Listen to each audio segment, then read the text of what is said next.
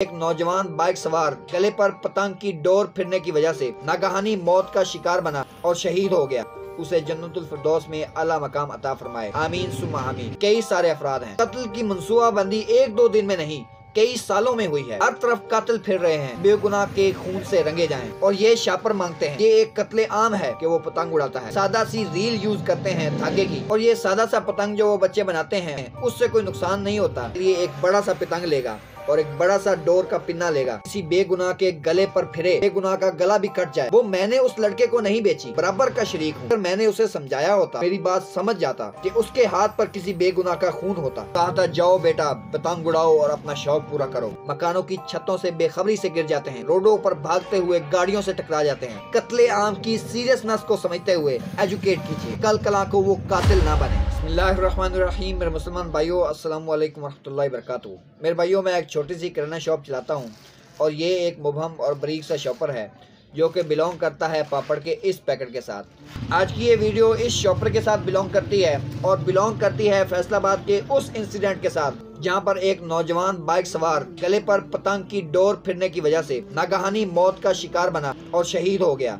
इन्ना लिल्लाहि व इन्ना इलैहि राजिऊन। अल्लाह रब्बुल इज़्ज़त से दुआ है कि अल्लाह रब्बुल इज़्ज़त उसकी गलतियों कोताहियों से दरगुजर फरमाकर उसे जन्नतुल फिरदौस में आला मकाम अता फरमाए और उसके अहलो अयाल को सब्र करने की तौफीक नसीब फरमाए, आमीन सुम्मा आमीन। इसके जिम्मेदार एक दो अफराद नहीं हैं, कई सारे अफराद हैं और इस कत्ल की मंसूबाबंदी एक दो दिन में नहीं, कई सालों में हुई है। यहाँ इस तरह के हर तरफ कातिल फिर रहे हैं। कब न जाने किस कातिल के हाथ किस बेगुनाह के खून से रंगे जाएं। और इन कातिलों के इस सफर जिसमें 99% चांसेस होते हैं कि इनके हाथ पर किसी का खून हो जाए, किसी का नाहक कत्ल हो जाए। इनमें से ज्यादातर कातिलों के इस सफर का आगाज ऐसे ही किसी शॉपर से होता है।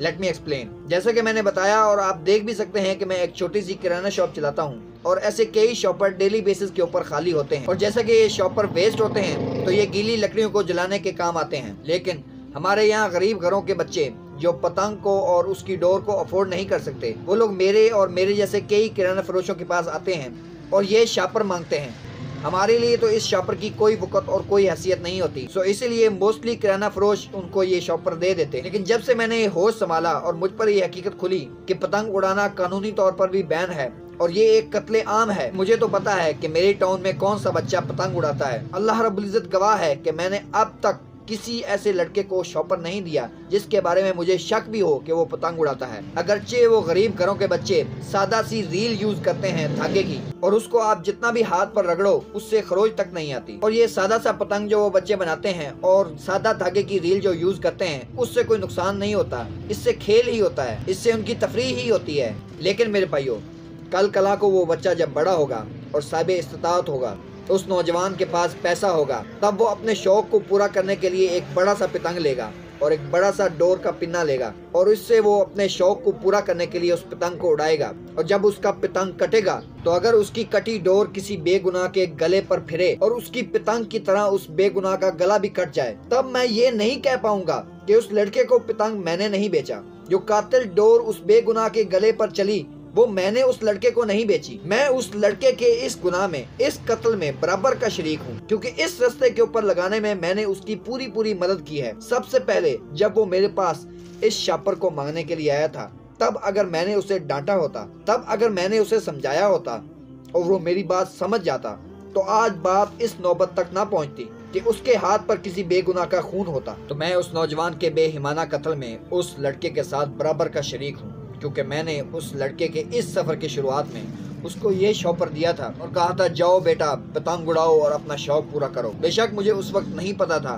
कि यही लड़का बड़ा होकर इस शौक को इस तरह से बढ़ावा देगा, इस शौक को इस तरह से पूरा करेगा कि इस शौक के नतीजे में किसी की जान ले लेगा। लेकिन अब जब हमें मालूम है कि ये एक कत्ले आम है, तो खुदारा मेरी रिक्वेस्ट है मेरे जैसे कई छोटे छोटे किराना फरोशों से कि वो अपने आस पास नजर रखें और जो बच्चे उनके पास इस तरह का शॉपर लेने आए और कहें कि अंकल हमने पतंग बनाना है, तो प्लीज उनको समझाइए, उनको डांटिए भी, लेकिन प्लीज उनको ये शॉपर देकर उनके शौक को बढ़ावा मत दीजिए, क्योंकि यही बच्चे बड़े होकर किसी का नाहक कत्ल कर सकते हैं। तो खुदारा उन्हें नाहक कत्ल की इस मंसूबाबंदी से दूर कीजिए। और मैं कहना चाहूँगा उन वालिदैन से जिनके बच्चे पतंग उड़ाते हैं, खुदारा अपने बच्चों को समझाइए, उनकी जिद के आगे घुटने मत टेकिए। ایسا نہ ہو کہ کل کو آپ کے پاس پچھتانے کے لیے بھی کچھ باقی نہ رہے۔ کسی ایک مسلمان کو ناحق قتل کرنے والے کے لیے ہمیشہ کی جہنم ہے۔ خدا را اپنے بچوں کو اس جہنم کی آگ سے بچائیے۔ اور میرے بھائیوں، یہ تو ایک بڑا نقصان ہے، اس کے علاوہ بہت سارے نقصانات ہیں جو پتنگ بازی کے اندر موجود ہیں۔ کئی بچے ایسے ہیں جو مکانوں کی چھتوں کے اوپر پتنگ اڑاتے ہوئے مکانوں کی چھتوں سے بے خبری سے گر جاتے ہیں اور سیریس انجری کا شکار ہو جاتے ہیں، اور کئی بچے پتنگ لوٹنے کی فراق میں روڈوں پر بھاگتے ہوئے گاڑیوں سے ٹکرا جاتے ہیں اور سیریس انجری کا شکار ہوتے ہیں۔ میرے بھائیوں، ہر کھیل کے اندر چوٹ لگتی ہے، لیکن یہاں آپ کی اپنی چوٹ کی بات نہیں، آپ اپنے علاوہ دوسروں کے لیے بھی خطرے کا باعث بنتے ہیں، دوسروں کی جان کے بھی درپے بنتے ہیں۔ میں سمجھتا ہوں کہ ہم نے کافی حد تک کنٹرول پایا ہے شب برات پر ہونے والے کریکرز کے حوالے سے۔ میں نے پچھلے کئی سالوں کے کمپیریزن میں اس سال کریکرز بہت کم دیکھے ہیں، اور میں سمجھتا ہوں کہ آنے والے کئی سالوں میں کریکرز بالکل ختم ہو جائیں گے۔ اور ہمارا المیہ یہ ہے کہ جہاں پر ایک کام زیادہ تعداد میں ہو رہا ہو اس کو ہم بالکل معمولی سمجھتے ہیں، اس کو ہم کوئی برا نہیں سمجھتے۔ یہ ہمارے ہاں کا المیہ ہے۔ تو خدا را اس پتنگ بازی نہیں، قتل عام کی سیریسنس کو سمجھتے ہوئے خدا را اپنے آس پاس کے لوگوں کو، اپنے آس پاس کے بچوں کو ایجوکیٹ کیجیے تاکہ کل کلاں کو وہ قاتل نہ بنے۔